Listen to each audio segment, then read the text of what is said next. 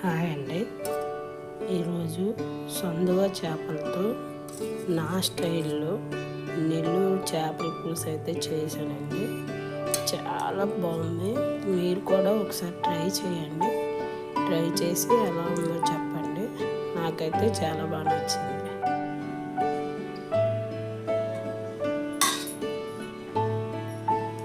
శుభ్రంగా క్లీన్ చేసుకున్న సొందువ చేప, దీని పులుసు కావలసిన పదార్థం: చింతపండు, కొత్తిమీర,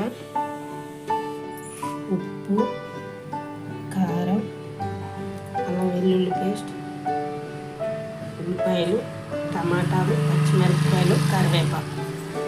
ఈ ఉల్లిపాయలు టమాటా పేస్ట్ చేసుకోవాలి. స్టవ్ వెలిగించుకొని బాండి పెట్టుకొని ముందుగా మనం పేస్ట్ చేసి పెట్టుకుని టమాటా ఉల్లిపాయ ముద్ద ఇలా వేసేయాలండి. నా దగ్గర చిన్న మామిడికి ముక్క ఉంది, అది వేసుకున్నాం. ఉల్లిపాయలు కొంచెం ఇలా చిన్న ముక్కలు కోసుకొని పచ్చిమిరపకాయలకి ఇలా ఘాట్లు పెట్టుకోవాలి.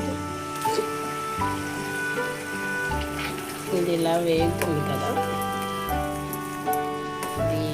పులుసు కాబట్టి నూనె ఎక్కువగానే పడుతుంది. కొంచెం అల్లం వెల్లుల్లి పేస్ట్ వేస్తున్నానండి. ఇది కూడా ఇందులో కొంచెం వేగుతుంది. చేప పులుసు కోసం బలసరిగా ఉన్న చేప ముక్కలన్నీ తీసుకొని ఇందులో వేసుకున్నాం.